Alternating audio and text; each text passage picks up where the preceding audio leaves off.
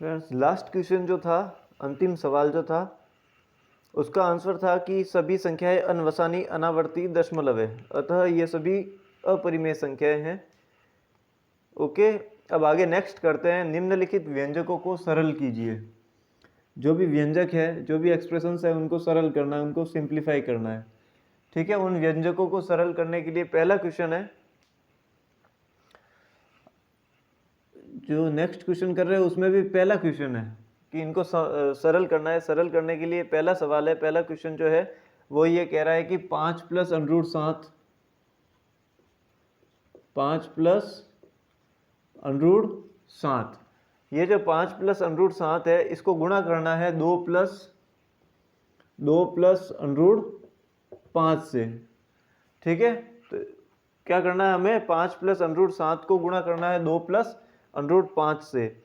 तो इसको गुणा करने के लिए हम क्या करेंगे, देखिए, या तो 5 + √7 5 - √7 होता तो a + b a - b का whole a + b a - b के फॉर्मूले से हो जाता। अगर 5 + √7 और 5 + √7 होता तो होल स्क्वायर से हो जाता।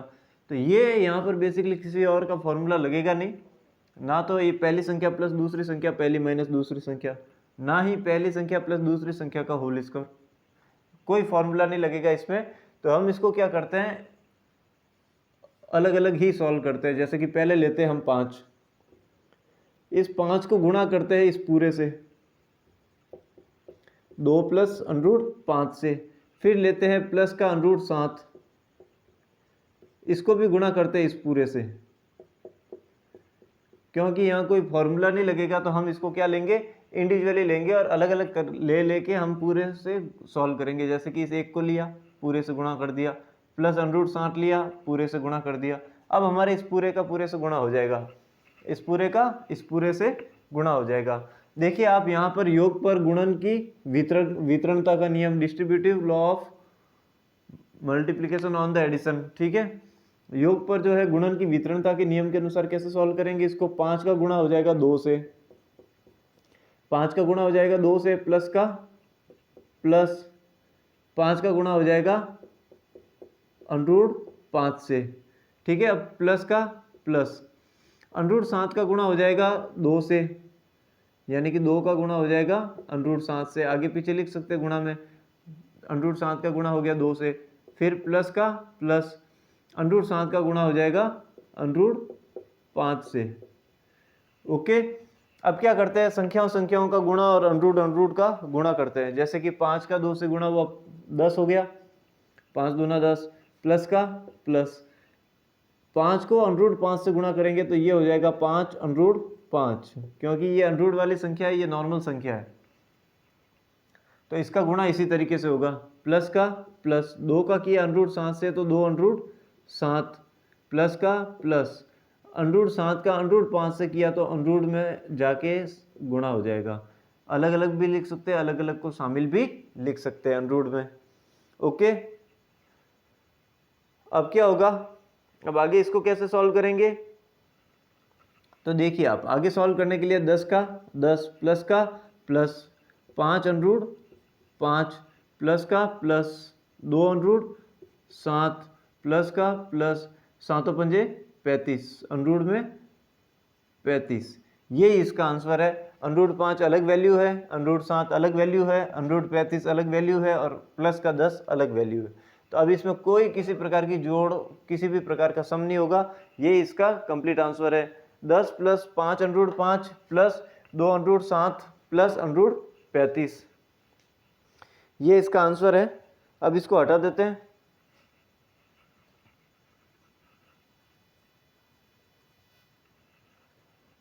अब देखिए आप, इसमें ही दूसरा सवाल है, इसी में ही सेकंड नंबर क्वेश्चन है, ये जो सेकंड नंबर क्वेश्चन है दूसरा सवाल है। दूसरा सवाल क्या कह रहा है, 5 + √5, 5 + √5, फिर है 5 - √5, ये वाला सवाल है। ये भी एक व्यंजक है, इसको सरल करना है, सिंप्लीफाई करना है। तो सरल करने के लिए क्या करेंगे हम यहाँ पर, अब देखिए आप यहाँ पर एक फॉर्मूला हमें दिखाई दे रहा है कि मान लीजिए पहली संख्या a है, दूसरी संख्या b है, पहली संख्या 5 है, दूसरी संख्या √5 है। ठीक है, पहली संख्या क्या है 5 है, दूसरी संख्या √5 है, यही है। तो पहली संख्या को 5 को मान लिया a, √5 को मान लिया b, 5 को मान लिया a, √5 को मान लिया b, यानी a plus b, a minus b, पहली संख्या प्लस दूसरी संख्या, पहली संख्या माइनस दूसरी संख्या। तो ये फॉर्मूला होता है a square minus b square, पहली संख्या का स्क्वायर माइनस दूसरी संख्या का स्क्वायर। इस फॉर्मूले से हम इसको सॉल्व करेंगे। तो पहली संख्या का स्क्वायर यानी 5 का स्क्वायर माइनस दूसरी संख्या का स्क्वायर यानी √5 का स्क्वायर। 5 का स्क्वायर हो गया 5 इंटू 5 25, माइनस का माइनस √5 का स्क्वायर हो गया 5 की घात आधी, √5 होता है, उसकी घात 2, यानी घात के ऊपर घात हो तो घातें कट जाती है, 2 से 2 कट गया यानी 5 की घात 1। तो ये तो हो गया 25 माइनस 5 की घात 1 यानी 5, तो इसका उत्तर हो गया 20।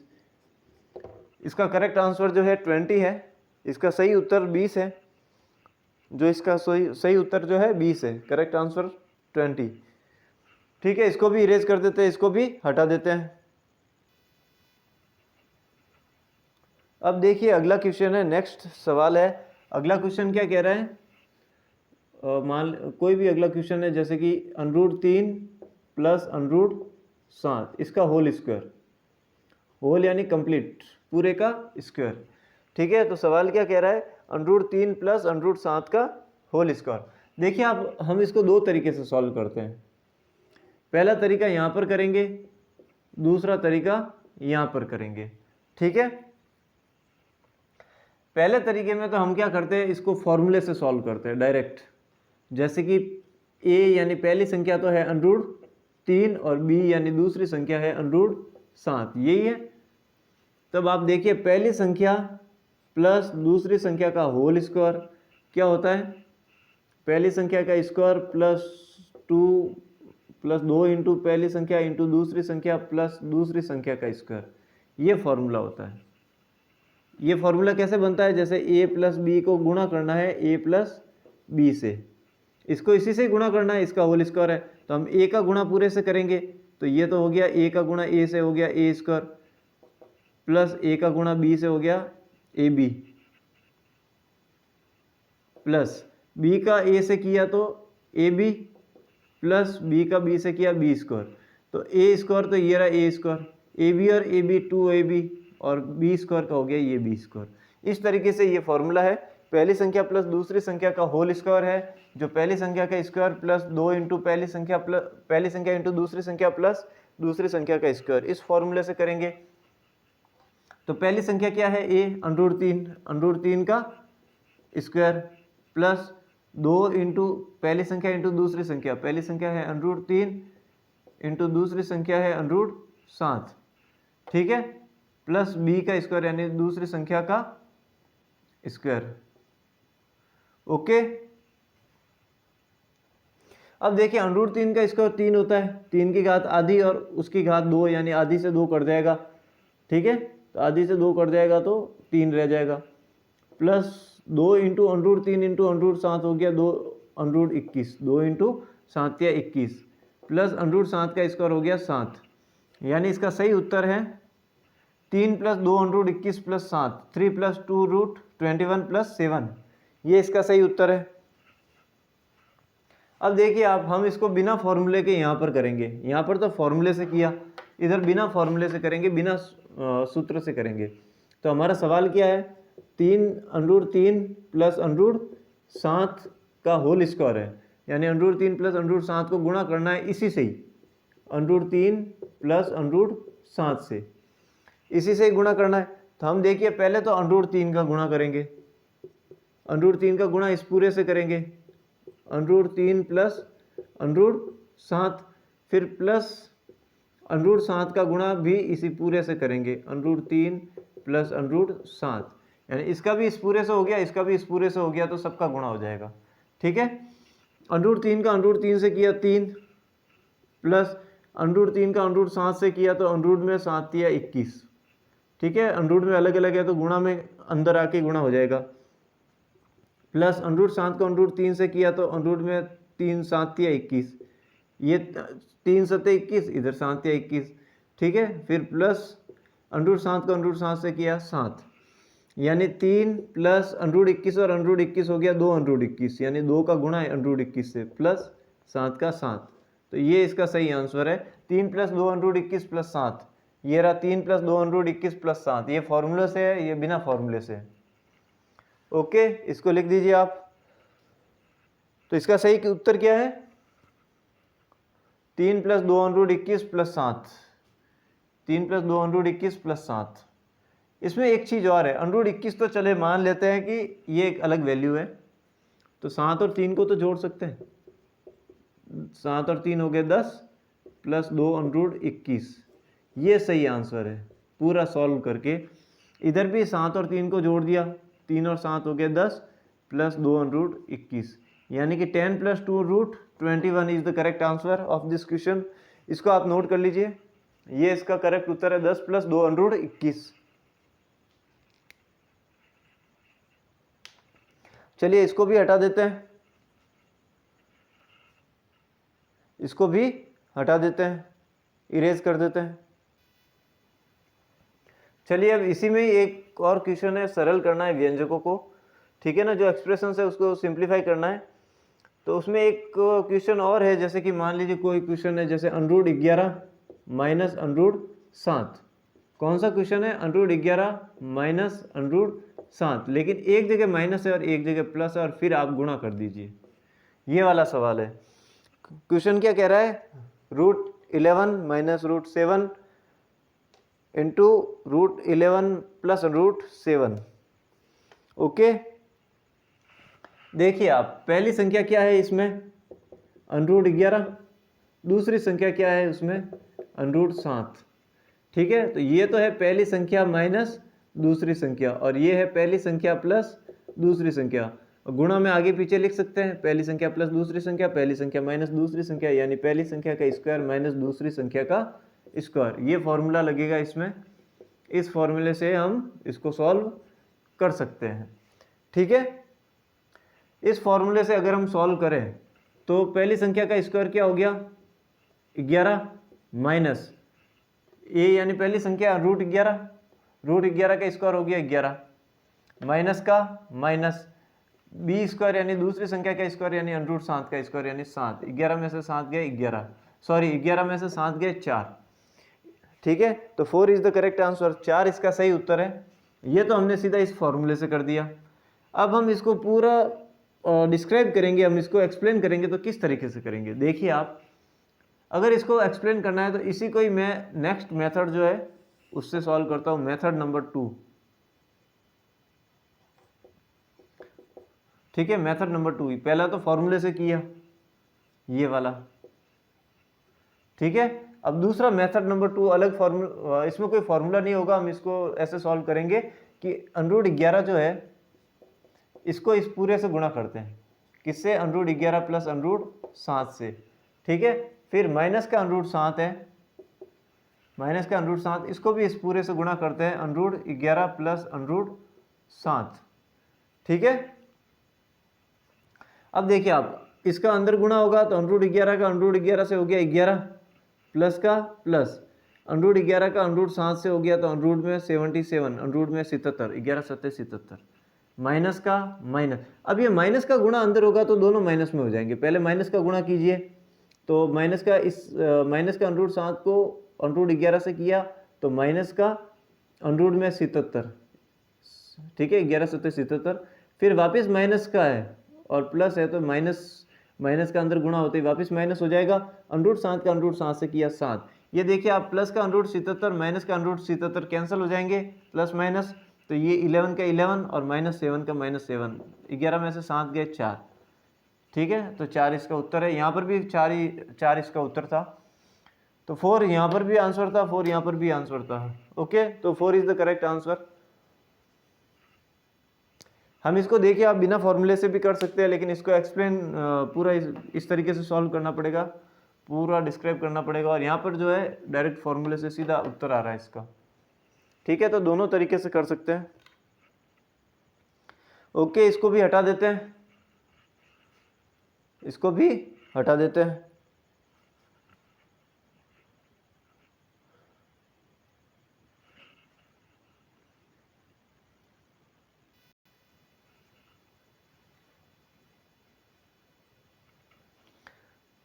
चलिए अब नेक्स्ट आगे करते हैं।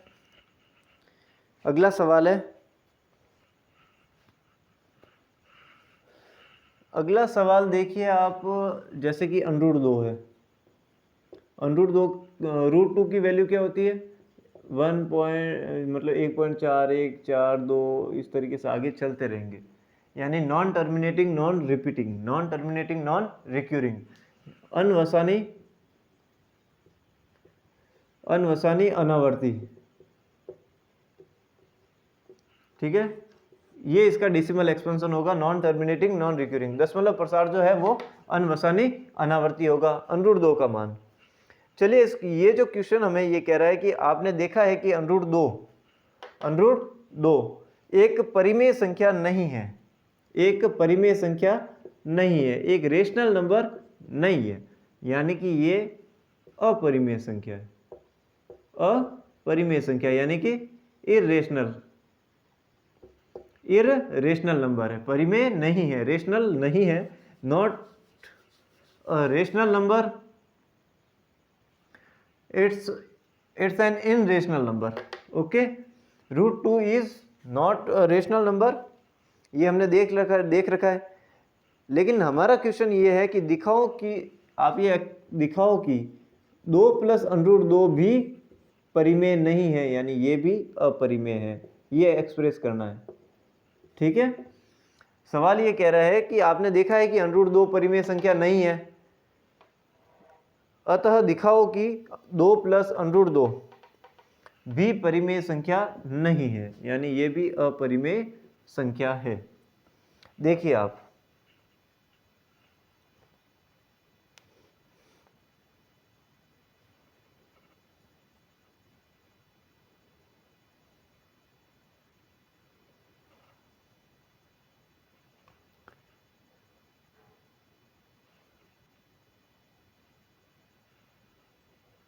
अब इसको हम कैसे सॉल्व करेंगे, तो हम इसको सॉल्व करने के दो तरीके ले सकते हैं। जैसे पहला तो ले सकते हैं इस तरीके से, जो ये अंडरूट 2 है, अंडरूट 2 ये वैल्यू है हमारे पास, इसमें 2 को ऐड कर दो, तो 2 को जोड़ दो, तो क्या हो जाएगा 1 + 4 1 4 2 इस तरीके से जाएगी, उसमें आप 2 जोड़ दो, तो इसकी वैल्यू आ जाएगी 3.4142 इस तरीके से चलती जाएगी, नॉन टर्मिनेटिंग नॉन रिपीटिंग आ जाएगी, और ये अपरिमेय हो जाएगी, इररेशनल हो जाएगी।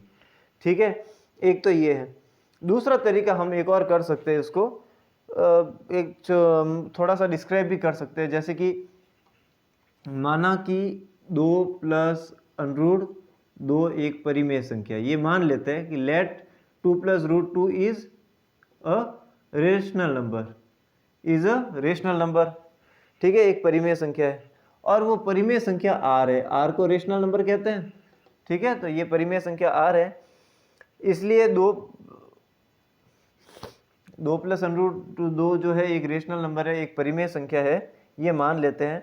तो फिर अंडरूट 2 की वैल्यू क्या होगी, अंडरूट 2 की वैल्यू हो जाएगी परिमेय संख्या जो r है, रेशनल नंबर r है, उसमें से 2 घटा दो, यही होगी। ठीक है, और इसको हम मान लेते हैं समीकरण नंबर 1, इक्वेशन नंबर 1। ठीक है, अब देखिए आप, इक्वेशन नंबर 1 समीकरण 1 के अनुसार, समीकरण 1 के अनुसार, ये समीकरण 1 है, उसके अनुसार क्या हो जाएगी r - अंडरूट 2। ठीक है, r - अंडरूट 2 लो, या आप अलग अलग भी ले सकते हो। समीकरण 1 के अनुसार r यानी ये परिमेय संख्या, और अंडरूट 2 नहीं, ये -2, इसमें से 2 घटाएंगे। ठीक है, तो r और -2 भी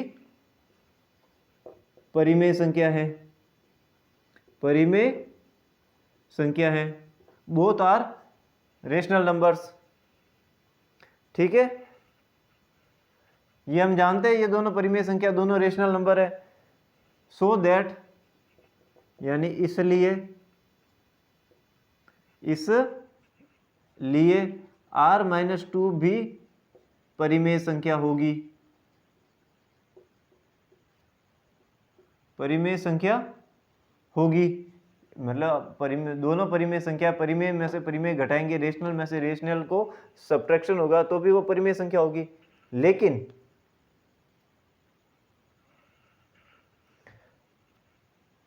प्रश्न में दिया गया है प्रश्नानुसार, प्रश्नानुसार प्रश्न में क्या दिया गया है कि हम जानते हैं कि √2 अपरिमेय है, √2 अपरिमेय है, √2 इज इरेशनल नंबर। ठीक है, √2 अपरिमेय है। ठीक है, प्रश्न के अनुसार यही है कि हमने देखा कि परिमेय संख्या नहीं है यानी अपरिमेय है। ओके, तो √2 परिमेय संख्या नहीं है अर्थात अपरिमेय संख्या है, अतः √2 में अगर आप ये 2 जोड़ोगे, ठीक है ना, √2 में 2 जोड़ोगे तो ये भी अपरिमेय ही मिलेगी। ठीक है, अपरिमेय में कोई परिमेय जोड़ेंगे तो अपरिमेय ही मिलेगी। रेशनल में इरेशनल का ऐड होगा, सम होगा तो इरेशनल ही मिलेगी, अर्थात ये नंबर जो है दी गई संख्या अपरिमेय संख्या है, परिमेय संख्या नहीं है, इरेशनल नंबर है, रेशनल नहीं है। ये इसका सॉल्यूशन होगा। अब इसको भी हटा देते हैं, इसको भी इरेज कर देते हैं। चलिए फ्रेंड्स, ये हो गया कि भाई आप अपरिमेय संख्या में, इरेशनल में आप परिमेय या अपरिमेय कुछ भी जोड़ो, रेशनल या इरेशनल जोड़ दो, आपको इरेशनल ही मिलेगी, अपरिमेय ही मिलेगी। ठीक है, तो अभी तक 2 + √2 एक अपरिमेय संख्या नहीं है, ये प्रूव हो गया था। अब देखिए नेक्स्ट क्वेश्चन है, अगला क्वेश्चन है कि कारण सहित बताइए कि, कारण सहित बताइए कि, यानी रीजन के साथ हमें ये एक्सप्लेन करना है। कारण सहित बताइए कि √8 × √6 √8 × √6 एक अपरिमेय संख्या है, एक इरेशनल नंबर है, ये एक्सप्रेस करना है, ये हमें शो करना है। ठीक है, तो ये शो करने के लिए हम क्या करेंगे, तो देखिए आप कोई भी चीज़ शो करनी है हमें, किसी भी चीज़ को, तो हम देखते हैं हम किस तरीके से शो करेंगे। जैसे कि मान लीजिए कोई भी संख्या है a, कोई भी संख्या है b, इनका गुणा कर रहे लेकिन इनकी घात सेम है, पावर सेम है, तो हम क्या करते थे, घात को कॉमन ऐसा कैसे रखते थे और इन दोनों का गुणा कर देते थे, यानी कि ab की घात p, ये करते थे। ठीक है, एज इट इज इसी तरीके से कर सकते हैं कि जैसे कि a की घात n है इंटू b की घात n है, घात अलग अलग है, सॉरी घात सेम है, पावर सेम है, बेस अलग अलग है, आधार अलग अलग है, तो हम क्या करते थे, ए बी का गुणा करके घात रखते थे, गुणा करके घात को कॉमन ऐसा कैसा रख दिया। इसी तरीके से आधार सेम है, सॉरी आधार तो अलग अलग है लेकिन घात सेम है, 1/n 1/n, तो हम क्या करते थे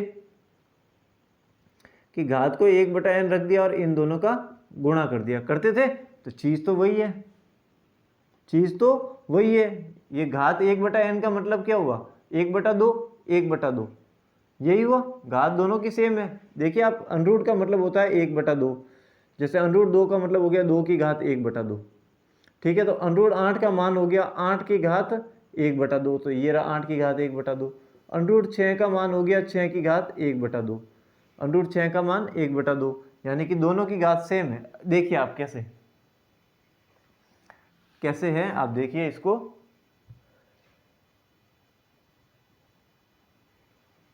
कि ये 8 लिखा हुआ है, 8 की घात क्या हुई 1/2, √ का मतलब 1/2 होता है, और इंटू का इंटू 6 की घात भी 1/2, आधार अलग अलग है, घातें सेम है, पावर सेम है, बेस अलग अलग है। ठीक है, बेस अनइक्वल है, पावर इक्वल है, पावर सेम है, तो हम क्या करते हैं कि घात को, पावर को ऐसा कैसा रख देते हैं और इन दोनों का गुणा कर देते हैं, यानी कि 48 48 की घात 1/2 यही होता है। तो हम इसको लिख सकते हैं √ में 8 × 6 यानी √ 48, ये चीज़ और ये चीज़ सेम ही तो है, यानी इनका डायरेक्ट अंदर गुणा कर दीजिए तो √ 48 आएगा, और हम घात 1/2 लिख के और ऐसे करेंगे तो भी √ 48 ही आएगा, ये दोनों चीज़ सेम ही है। अब मैं √48, √ 48 का मतलब 48 की घात 1/2, 48 की पावर 1/2 सेम होता है। ठीक है, तो √ 48 बोलो आप, ठीक है, या फिर 48 की घात 1/2 बोलो, सेम है। इसका मतलब ये है कि हमें घात 1/2 का मतलब √ ही है। ठीक है, अब देखिए 48 को लिख सकते हैं 2 × 2 × 2, यानी 8 8 हो गया। अब 6 को लिख सकते हैं 2 इंटू 3, लिख सकते हैं ना। चलिए अब इसको तो लिख सकते हैं हम। अब देखिए आप, ये हो गया 4, ये हो गया 4, है ना। तो अंडररूट में ये तो हो गया 4 इंटू 4 इंटू 3। अगर 2 4 होते हैं तो वो 1 4 बाहर आ जाता है। देखिए आप कैसे, ये अंडररूट में हो गया 4 का स्क्वायर इंटू ये हो गया 3, इसका अंडररूट लिख सकते हैं। अब 4 का स्क्वायर आप देखिए अंडररूट में अलग अलग है तो साथ में लिख सकते हैं, और साथ में हो तो अलग अलग भी लिख सकते हैं। ऐसे लिख सकते हैं इसको। देखिए आप अलग अलग थे तो उसको साथ में लिखा, 8 संग 48, ठीक है। फिर घात 1/2 लगाई, यानी 48 का अंडररूट ऐसा साथ में लिखा था, और साथ में हो तो अलग अलग भी लिख सकते हैं। ये लिख दिया अलग। 4 का स्क्वायर का अंडररूट यानी कि घात 1/2 और 2 कट गई, यानी ये तो हो गया 4 और ये हो गया अंडररूट 3। ये इसका उत्तर है, 4 into under root 3। Okay, 4 into under root 3 का मतलब हो गया 4 अंडररूट 3, 4√3। ये इसका सही आंसर है। ओके, ये किस फॉर्मूले से हुआ? 4 का स्क्वायर, ये इस फॉर्मूले से हुआ।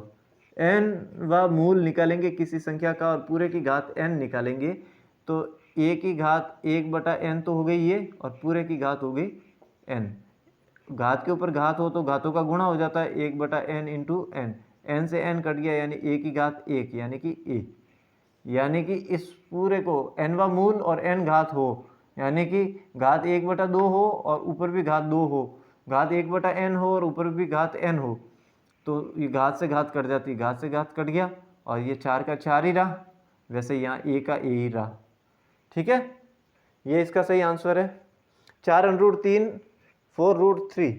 ठीक है, तो हमें सवाल में क्या पूछा था कि कारण सहित बताइए कि √8 इंटू √6 एक अपरिमेय संख्या है। देखिए आप, अपरिमेय संख्या इरेशनल नंबर है, अपरिमेय संख्या है, इरेशनल नंबर है। ये तो परिमेय है लेकिन √3 अपरिमेय है।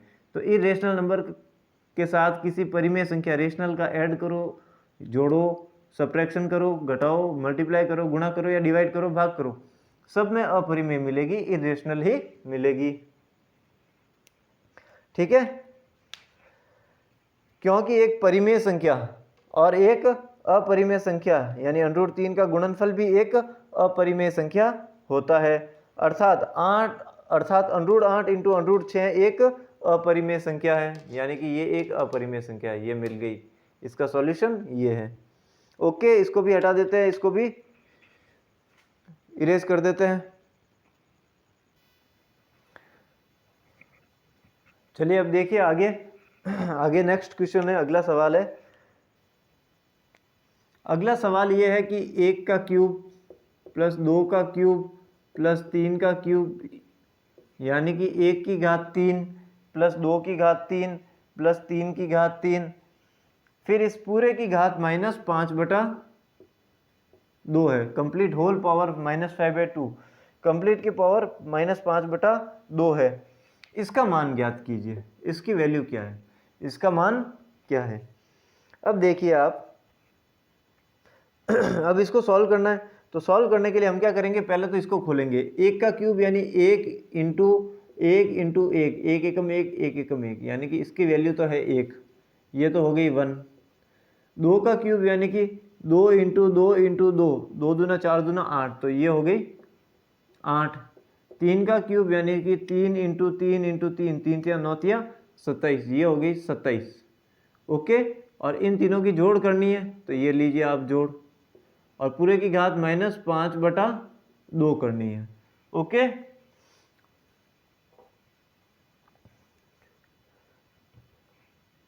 देखिए आप 27 और 8 35, 35 और 1 36, यानी कि 36 की पावर -5/2, 36 की घात -5/2। ठीक है, तो अब देखिए आप 36 को क्या लिख सकते हैं, यहाँ पे नहीं, ये सब इसके बराबर है, ठीक है ना, ये सब इसके मान बराबर चल रहे हैं। 36 को लिख सकते हैं 6 का स्क्वायर 6 × 36, और पूरे की घात -5/2। अब देखिए घात के ऊपर घात हो तो घाते गुणा हो जाती, पावर का मल्टीप्लिकेशन हो जाता है, पावर मल्टीप्लाई हो जाएगी। तो 6 की घात 2 इंटू -5/2, ठीक है, माइनस आ गया बाहर, तो 6 की घात क्या हो जाएगी, माइनस आ गया बाहर, ठीक है। अब 2 इंटू 5/2, 2 से 2 कट गया, यानी कि 6 की घात -5, 6 की पावर -5, ये इसका वैसे देखा जाए तो उत्तर है, ठीक है। देखिए आप ये किस तरीके से हुआ, ये वाला, तो ये वाला किस तरीके से हुआ, जैसे कि कोई भी x संख्या है उसकी घात m है और पूरे की घात n है, तो x की घात mn हो जाएगी, घात के ऊपर घात होती है तो घातों का गुणा हो जाता है, इस फॉर्मूले से ये होगा, ठीक है। अब देखिए आप 6 की घात -5 है तो 1/6 की घात +5 लिख सकते हैं, 1/6 की घात प्लस का 5 लिख सकते हैं, इसको 5 को सही लिख देता हूँ, दिखेगा नहीं तो फिर, ठीक है, 1/6 की घात 5 ये लिख सकते हैं। ये हमने किस तरीके से लिखा, तो इसके लिए भी एक फॉर्मूला है। वो फॉर्मूला कौन सा है कि जैसे मान लीजिए कोई भी फॉर्मूला ले लेते हैं, किसी संख्या की घात -m है तो वो उसका इन्वर्स में चली जाती है, x की घात m, प्लस करने के लिए उसको इन्वर्स यानी 1/, में लिख सकते हैं। x की घात -m जो है वो 1/x की घात m इस सूत्र के अनुसार हो जाएगी। चलिए वैसे देखा जाए तो इसका आंसर ये है, ठीक है, ये सही है आंसर, लेकिन हमें बोला है कि इसका एग्जैक्टली मान क्या है, इसका मान ज्ञात करने के लिए हम इसको कैलकुलेट ही कर देते हैं। तो इसकी गणना करने के लिए क्या करेंगे, तो मैं आगे यहाँ पर सॉल्व कर रहा हूँ इसको, 1/6 की घात 5 यानी 1/6 इंटू 6 इंटू 6 इंटू 6 इंटू 6, 5 बार 6 का गुणा हो जाएगा, 6 चंग 36, 36 चंग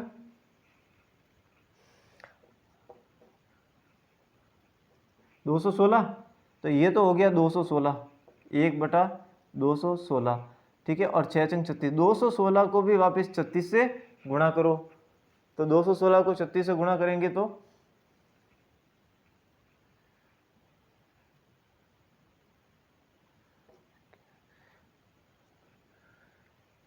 216 को अगर 36 से गुणा करेंगे हम तो ये लगभग क्या मान आएगा, 3 बार 7 और 6, इस तरीके से 7776 इसका मान आएगा, 1/7776, 1/7776, ये इसका सही उत्तर रहेगा अगर इसको प्रॉपर मान ज्ञात करना है तो, ठीक है। तो अब आप इसको तो हटा देता हूँ, इसको नोट कर लीजिए, फिर उसके बाद इसको भी इरेज कर देते हैं, हटा देते हैं।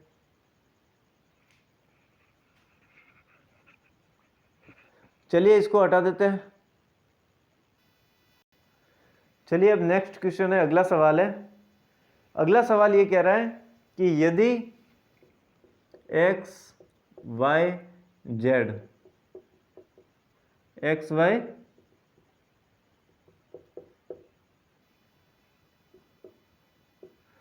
x y और z वास्तविक संख्या है, और वास्तविक में भी कौन सी है, वास्तविक धनात्मक संख्या है, वास्तविक धनात्मक संख्या है, यानी कि पॉजिटिव रियल नंबर से, कौन कौन है, x y और z, ये तीनों। if x y z and z are positive real numbers, then prove यानी तो सिद्ध करो, क्या सिद्ध करना है, प्रूव करना क्या है कि प्रूव ये करना है कि x इनवर्स y, क्या प्रूव करना है, x inverse y, y inverse z और z इनवर्स x, ठीक है, ये प्रूव करना है। क्या प्रूव करना है, x inverse y, y inverse z और z इनवर्स x। अब इन तीनों का अंडर लेंगे, तीनों का अंडर लेंगे और अंडर लेने के साथ साथ इन तीनों का गुणा भी करेंगे, ठीक है ना, तब इसका मान जो है 1 आएगा। ओके, तो अब हम प्रूव कर रहे हैं इसको, इसका सॉल्यूशन है, इसका हल है, क्या हल है कि प्रश्नानुसार यानी कि according to question we have root x inverse y, root y inverse z, root z inverse x, इन तीनों का मल्टीप्लाई करेंगे, गुणा करेंगे तो ये 1 के बराबर होगा, 1 के इक्वल होगा। X inverse y, y inverse z, z inverse x, इन तीनों का गुणा करेंगे तो 1 के बराबर है। लेकिन ये हमें प्रूव करना है, तो प्रश्न के अनुसार हम इसकी सिर्फ लेफ्ट हैंड साइड लेंगे कि प्रश्न के अनुसार हमारे को ये दिया है, ये हमें प्रूव करना है, ये तो बाद में आएगा। ठीक है, तो ये हमारे को दिया है, तो हम इसको कैसे सॉल्व करेंगे? तो इसको सॉल्व करने के लिए क्या करेंगे हम? ठीक है, एक्स इनवर्स को क्या लिखेंगे? देखिए आप पहले तो अनरूट लिखते हैं, एक्स इनवर्स को लिखते हैं 1/x को y से गुणा कर देते हैं, डॉट यानी गुणा, प्लस वाई इनवर्स को लिखते हैं 1/y, इसको z से गुणा कर देते हैं, डॉट गुणा, फिर z इनवर्स को लिखते हैं 1/z और इसको x से गुणा कर देते हैं। यानी परिमेय संख्या होती है, बटा में होती है ना, तो उनका गुणा जो है ऊपर ऊपर का गुणा और नीचे नीचे का गुणा होता है। ठीक है, तो ये 1 का y से गुणा हो गया तो y/x पूरे का अनरूट, ये बराबर लिखना आगे। ठीक है, इसके बाद में तो ये तो हो गया y/x डॉट का डॉट यानी गुणा, ये हो गया z/y, ये डॉट, ये x/z। ओके, ये तीनों गुणा में हो गए। ठीक है, अब देखिए आप, हम ये जानते हैं कि a की पावर x, b की पावर x, आधार अलग अलग है, घातें सेम है, तो दोनों का गुणा करके और कॉमन घात रखते थे। अगर आधार अलग अलग है और घातें सेम है, 1/x है, तो भी हम आधार को गुणा करके घात को सेम रखते थे। ठीक है, 1/x रखते थे। तो यही तो चीज़ है, क्या चीज़ है कि ये आधार तो अलग अलग है लेकिन घातें सबकी 1/2 है। अनरूट का मतलब 1/2, यानी घातें सबकी सेम है लेकिन बेस आधार अलग अलग है, पावर सेम है। ठीक है, चलिए आप इसको ऐसे देख लेते हैं कि y/x की घात 1/2, रूट का मतलब 1/2, गुणा z/y की घात 1/2, रूट का मतलब 1/2, डॉट x/z की घात 1/2, तीनों की घात 1/2 हो गई। अब देखिए आप, अलग अलग आधार है और घातें सेम है, तो घात आधारों का गुणा कर दो अंदर ही अंदर। ठीक है, तो y/x गुणा z/y गुणा x/z, और पूरे की घात 1/2 कॉमन रख देते, एक ही घात है। ठीक है, अब देखिए आप, गुणन में क्रम विनिमेयता, कम्यूटेटिव प्रॉपर्टी ऑफ मल्टीप्लिकेशन, गुणन में क्रम विनिमेयता क्या कहती है कि गुणा में हम आगे पीछे लिख सकते हैं। ठीक है, एक्स वाई जेड तीनों का गुणा हो गया एक्स वाई जेड। ठीक है, एक्स वाई जेड ये भी तीनों का गुणा हो गया एक्स वाई जेड, पूरे की घात 1/2 है, यानी कि अनरूट ले लो।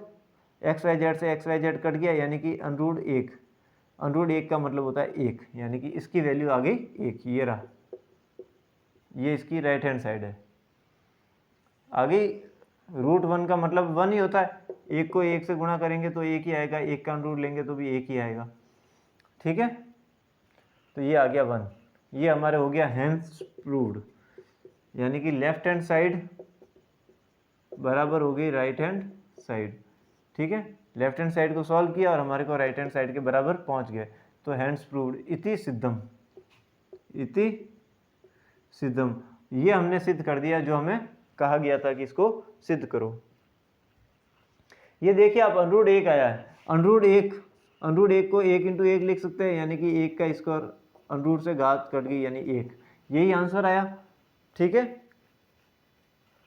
अब इसको भी हटा देते हैं, इसको भी इरेज कर देते हैं।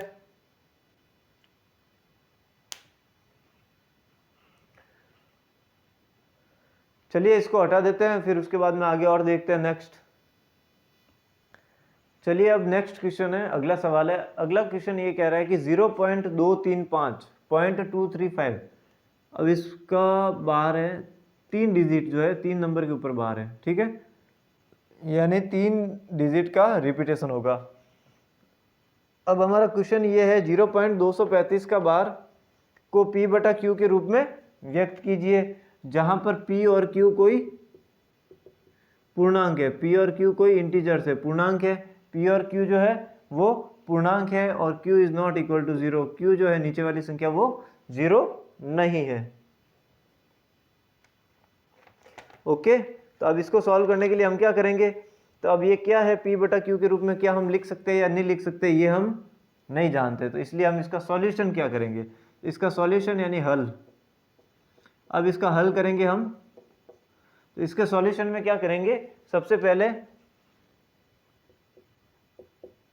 माना कि यानी सपोज या लेट x बराबर 0.235 का बार, 0.235 का बार यानी 235 235 235 235 235 चलते रहेंगे। ठीक है, माना कि x बराबर 0.235 का बार, अर्थात x बराबर 0.235 235 235 235 डॉट डॉट डॉट, और ये बना लिया हमने समीकरण नंबर 1। यहाँ पे देखिए आप पॉइंट के बाद 3 नंबर के ऊपर, 3 डिजिट के ऊपर बार बना हुआ है, तो ऐसी संख्या से गुणा करेंगे जिसके पीछे 3 जीरो है, यानी कि 1000 से गुणा करेंगे। ठीक है, multiplying by 1000 the equation number 1, both sides of equation number 1। समीकरण 1 के दोनों पक्षों में 1000 से गुणा करने पर, इसको तो 1000 से गुणा कर दिया 1000x बराबर, इसको 1000 से गुणा कर दिया तो 235 के यहाँ पे पॉइंट लग जाएगा, फिर 235 235 235 235 235 चलते रहेंगे हम, नॉन टर्मिनेटिंग रिपीटिंग। ठीक है, डेसिमल है, दशमलव प्रसार जो है अनवसानी आवर्ती है। ठीक है, तो 1000 से गुणा करने पर 3 संख्या के बाद में पॉइंट आ गया यहाँ पर। ठीक है, अब समीकरण 2 में से समीकरण 1 को घटाने पर, subtracting equation number 1 from equation number 2, समीकरण 2 में से समीकरण 1 को घटाने पर, 2 में से 1 को घटाया, इसमें से इसको घटाया, यानी कि 1000x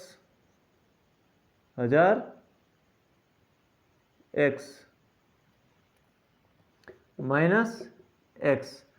ठीक है, इसमें से इसको घटाया तो 235 आ गया, 235 में से 0 गया, 235 पॉइंट के बाद में 235 से 235 235 से 235 करते जाएंगे और 0 आते रहेंगे, यानी कि इसका मान आ गया 235।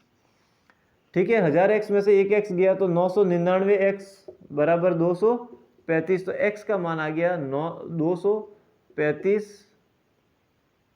235 बटा 999, ये हमारे पास x की वैल्यू है, x का मान। अब ये x का मान समीकरण 1 में रखने पर, x की वैल्यू समीकरण 1 में रखेंगे, x की जगह क्या लिखेंगे, 235 बटा 999 लिख दिया, और ये मान किसके बराबर आएगा, 0.235 235 235 235 यानी 0.235 का बार के बराबर।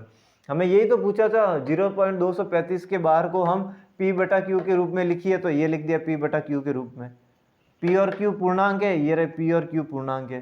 Q is not equal to 0, Q 0 के बराबर भी नहीं है, नीचे वाली संख्या 0 के बराबर भी नहीं है, अर्थात x बराबर 235 बटा 999, और इसको ही हमने x माना था, x इसको ही माना था, तो यानी इसका मान है 235 बटा 99, ये रहा हमारा उत्तर। ठीक है, 235 बटा 99, 235/999। चलिए अब इसको भी हटा देते हैं, इसको भी इरेज कर देते हैं। अब देखिए आप, अब अगला क्वेश्चन है, अगला सवाल है, वो ये कह रहा है कि जो निम्नलिखित कथन है वो सत्य है या असत्य है, जो आगे के जो हमें स्टेटमेंट मिलेंगे, जो कथन मिलेंगे, वो सत्य है या असत्य है, ट्रू है या फॉल्स है, ये हमें देखना है। तो सबसे पहला है कि 0 एक परिमेय संख्या है, ये हमें बताना है ये ट्रू है या फॉल्स है, सही है या गलत है, सत्य है या असत्य है। इसमें पहला क्वेश्चन क्या है, 0 एक परिमेय संख्या है, तो क्या 0 एक परिमेय संख्या है, तो ये दिया गया कथन सत्य है, दिस स्टेटमेंट इज ट्रू, दिया गया कथन सत्य है, क्योंकि 0 को 0 बटा 1 लिख सकते हैं, अर्थात 0 को P बटा Q के रूप में लिख सकते हैं, P और Q पूर्णांक भी है, P और Q जो है वो पूर्णांक भी है, इंटीजर भी है। ठीक है, इसके अलावा Q is not equal to 0, नीचे वाली संख्या 0 भी नहीं है, यानी कि 0 को हम 0 बटा 1 लिख सकते हैं, P बटा Q के रूप में लिख सकते हैं, इसलिए 0 एक परिमेय संख्या है, दिस स्टेटमेंट इज ट्रू, दिया गया कथन सत्य है। ओके, फिर आगे चलते हैं, इसको हटा देते हैं। अगला क्वेश्चन इसी में ही है, second number.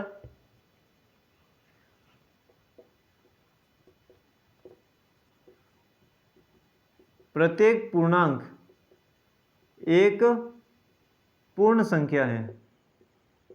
Every integer is a whole number. ये देखिए आप, इंटीजर तो ये होते हैं, जीरो से इधर माइनस वाले सारे और प्लस वाले सारे चलते रहेंगे, ठीक है। तो ये सारे पूर्णांक होते हैं, इंटीजर्स होते हैं, ठीक है। ये सारे पूर्णांक होते हैं 1 2 3 4 प्लस वाले, 1 2 3 4 माइनस वाले। तो क्या जो ये कह रहा है कि प्रत्येक पूर्णांक जो है वो एक पूर्ण संख्या है, तो ये कथन असत्य है। This statement is false. ये कथन असत्य है। क्यों? क्योंकि पूर्ण संख्या होती है 0 1 2 3 0 1 2 up to dot dot dot dot चलती रहेगी। ये सब पूर्ण संख्या है प्लस के इनफाइनाइट तक। बट पूर्णांक जो होते हैं इंटीजर होते हैं -1 -2 -3, ये वाले इंटीजर तो पूर्ण संख्या है ही नहीं, होल नंबर है ही नहीं। और ये कह रहा है प्रत्येक पूर्णांक every integer is a whole number, तो no, this statement is false. दिया गया कथन असत्य है। ओके, इसको भी हटा देते हैं।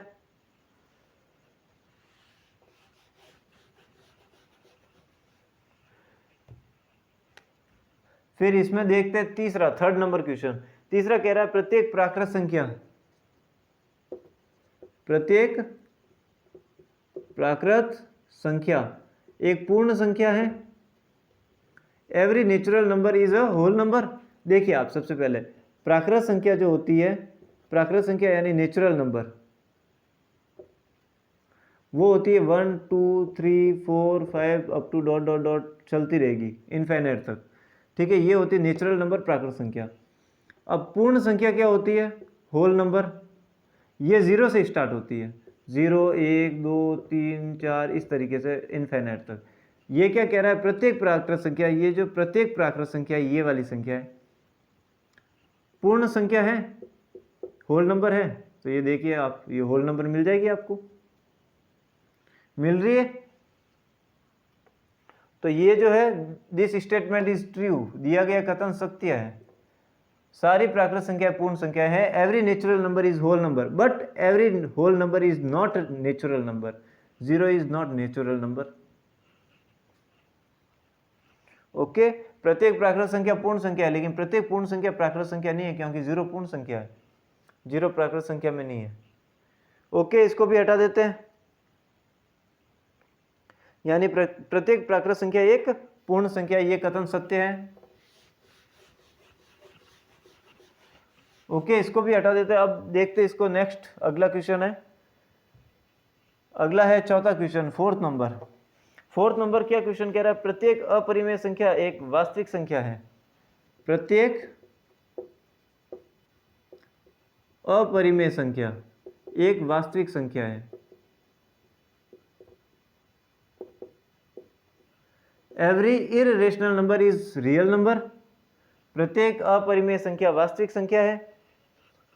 तो ये दिया गया कथन सत्य है। ये दिस स्टेटमेंट इज ट्रू, क्योंकि नंबर लाइन के ऊपर सारी रेशनल और इररेशनल सब मिला के वास्तविक संख्या बनती है। वास्तविक संख्या यानी कि रियल नंबर। तो इसने कहा प्रत्येक अपरिमेय संख्या, every irrational number is real number. Yes, this statement is true. Every irrational number is real number. Every rational number is real number. Both of irrational and real are both of irrational and rational are real number. The addition of complete collection of irrational and rational are real number. So irrational is real number. तो every irrational is real number दिया गया कथन सत्य है। Yes, this statement is true.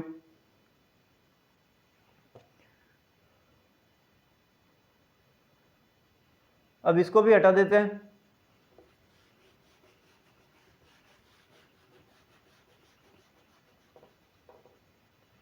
अब देखते हैं अगला नेक्स्ट क्वेश्चन। नेक्स्ट क्वेश्चन क्या कह रहा है?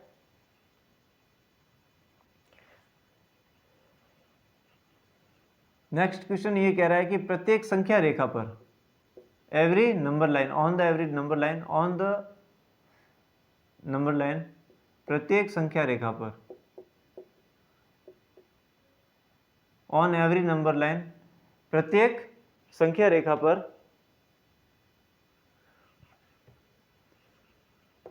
प्रत्येक संख्या रेखा क्यों, संख्या रेखा तो एक ही होगी, संख्या रेखा पर प्रत्येक बिंदु लेंगे ना, ठीक है। तो संख्या रेखा पर क्या लिखा हुआ है, संख्या रेखा पर प्रत्येक बिंदु या फिर संख्या रेखा का प्रत्येक बिंदु, संख्या रेखा का प्रत्येक बिंदु √p के रूप में होता है। संख्या रेखा पर प्रत्येक बिंदु √p के रूप में होता है, जबकि p एक प्राकृत संख्या है, p एक नेचुरल नंबर है, p इज नेचुरल नंबर, ठीक है। Every point √p on the number line as, संख्या रेखा का प्रत्येक बिंदु √p के रूप में होता है, ठीक है। Every point on the number line √p existence the form of √p if p is a natural number, okay। the existence of every point √p on the number line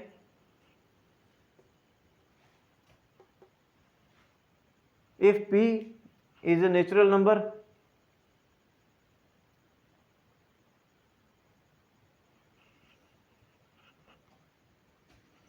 तो ये कथन क्या होगा, ये कथन गलत होगा, यानी असत्य होगा,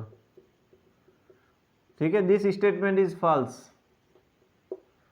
दिस स्टेटमेंट इज फॉल्स, दिया गया कथन जो है असत्य है, यानी संख्या रेखा पर प्रत्येक बिंदु √p के रूप में होता है, तो प्रत्येक बिंदु √p के रूप में तो नहीं होता, नहीं √p के रूप में नहीं होता, ठीक है। तो दिया गया कथन जो है असत्य है।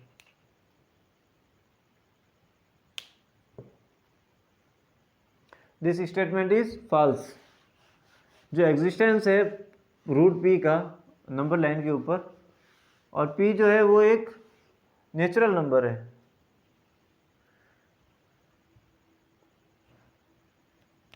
अब नेक्स्ट क्वेश्चन है 6 क्वेश्चन। जो नेक्स्ट क्वेश्चन जो है वो ये कह रहा है दो अपरिमेय संख्याओं का योग सदा अपरिमेय संख्या होता है। दो अपरिमेय संख्या यानी कि अपरिमेय प्लस अपरिमेय यानी irrational number, addition of two irrational number is irrational, यानी कि अपरिमेय होता है, ओके।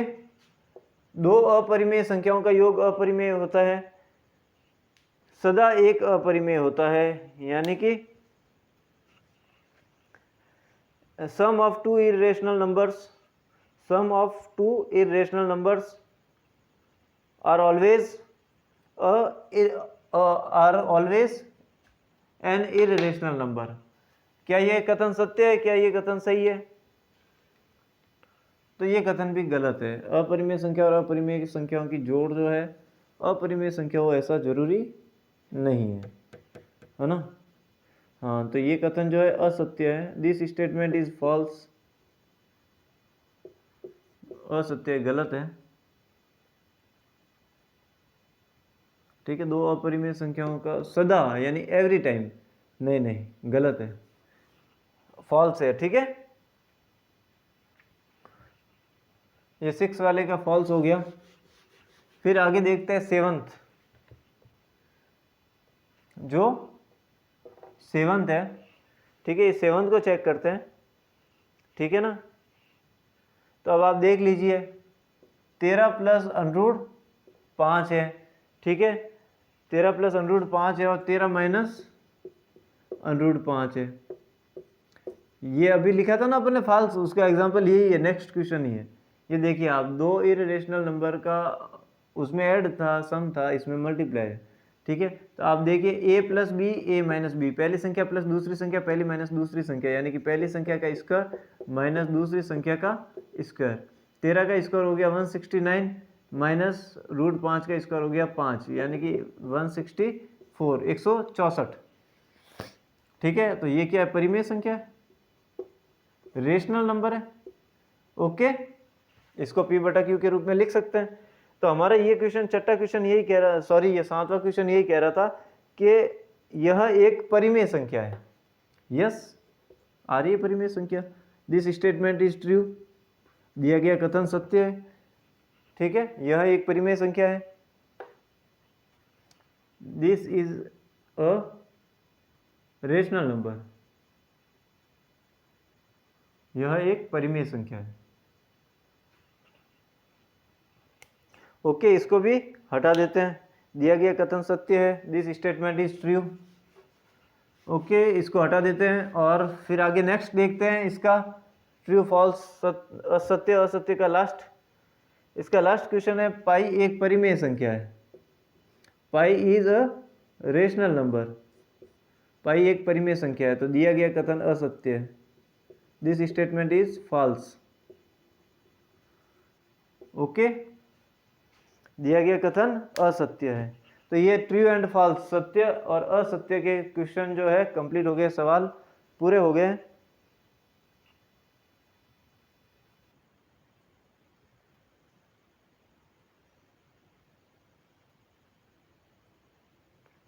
चलिए इसको हटा देते हैं।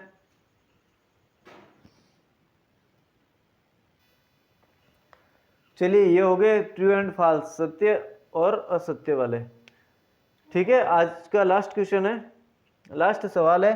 क्वेश्चन ये कह रहा है √3/11, सॉरी -3/11, -3/11 तथा और कोई दूसरी संख्या ले लेते हैं, -3/11 तथा 8/11 के मध्य 10 परिमेय संख्या लिखिए। इन दोनों के बीच में, between these numbers write down the rational number. ठीक है, परिमेय संख्या लिखनी है, क्या लिखनी है, इन दोनों संख्याओं के बीच में। ठीक है, right 10 rational numbers between these two numbers, इन दोनों संख्याओं के बीच में 10 परिमेय संख्या लिखनी है। ठीक है, तो 10 परिमेय संख्या लिखने के लिए क्या करेंगे हम, देखिए आप, 0, -1, -2, -3, -4, -5, -6। ठीक है, 1, 2, 3, 4, 5, 6, 7, 8, 9, ये प्लस वाले, ये इंक्रीज बढ़ता हुआ क्रम है, इंक्रीज होता हुआ, और ये डिग्रीज यानी घटता हुआ क्रम है। ठीक है, तो ये वाली सारी संख्याएं इधर जाएंगे तो बढ़ेगी, ठीक है, इंक्रीज, और इधर जाएंगे तो वो घटेगी। ठीक है, यानी कि डिग्रीज। ओके, अब देखिए आप, √3 is less than √2, √2 is less than, sorry, -3 is less than -2, -2 is less than -1, -3 छोटा है -2 से, -2 छोटा है -1 से, -1 छोटा है 0 से। ठीक है, इस तरीके से ये बढ़ता हुआ क्रम है। ठीक है, 1 बड़ा है, 2 बड़ा है, 3 बड़ा है, 4 बड़ा है, 5 बड़ा है, 6 बड़ा है, 7 बड़ा है, इस तरीके से ये बढ़ता हुआ क्रम है। ठीक है, यहाँ पर हमने लिखे नहीं है स्पेस, जमीन तो क्या जगह नहीं होने की वजह से। ठीक है, ये हमने नहीं लिखे, लेकिन ये बढ़ता हुआ क्रम है और ये घटता हुआ क्रम है। अब देखिए आप, हम क्या करते हैं कि इन सब के नीचे 11 लगा देते हैं, 11, सब में 11 का भाग दे देते हैं, समान संख्या का भाग देंगे।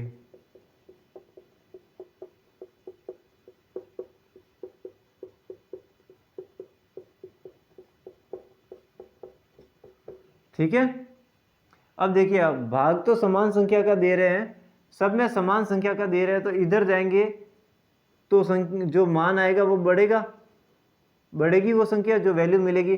देखिए आप, इक्वल नंबर से हम डिवाइड कर रहे हैं, समान संख्या से भाग दे रहे हैं। ठीक है, तो ऊपर वाली संख्या बढ़ रही है, तो फिर हमारा का जो रिजल्ट मिलेगा, उनका क्वोशंट मिलेगा, वो भी बढ़ता हुआ मिलेगा, इंक्रीज होता हुआ मिलेगा। ठीक है, तो हमें ये चाहिए, एक तो -3/11 ये वाला, और एक चाहिए 8/11 ये वाला। दोनों रेशनल नंबर है, परिमेय संख्या है। इन दोनों के बीच की 10 परिमेय संख्या, 1 2 3 4 5 6 7 8 9 10, 10 रेशनल नंबर ये इसके बीच की है। कौन कौन सी है? -2/11, -1/11, 0/11 यानी 0, 1/11, 2/11, 3/11, 4/11, 5/11, 6/11 और 7/11। These numbers are 10 rational numbers between -3/11 and 8/11। ये 10 नंबर परिमेय संख्या है जो इन दोनों के बीच मिल रही है, और वो भी इंक्रीज, बढ़ता हुआ क्रम। भाई इसमें 11 का भाग देंगे तो क्वोशंट भागफल कम मिलेगा, इसमें 11 का भाग देंगे तो भागफल क्वोशंट ज़्यादा मिलेगा। ठीक है, तो ये हमें मिल गई है। अतः -3/11 और 8/11 के मध्य 10 परिमेय संख्या कौन कौन सी है? -2/11, -1/11, 0/11, 1/11, 2/11, 3/11, 4/11, 5/11 और 6/11 और 7/11। ये सारी संख्या है, ये हमारा आंसर है, ये हमारा उत्तर है। इसको लिख दीजिए आप, फिर उसके बाद में इसको भी इरेज कर देते, इसको भी हटा देते, और ये आज का लास्ट क्वेश्चन है, बाकी देखेंगे नेक्स्ट आगे। आज का ये अंतिम सवाल था। ओके, चलिए इसको भी हटा देते हैं।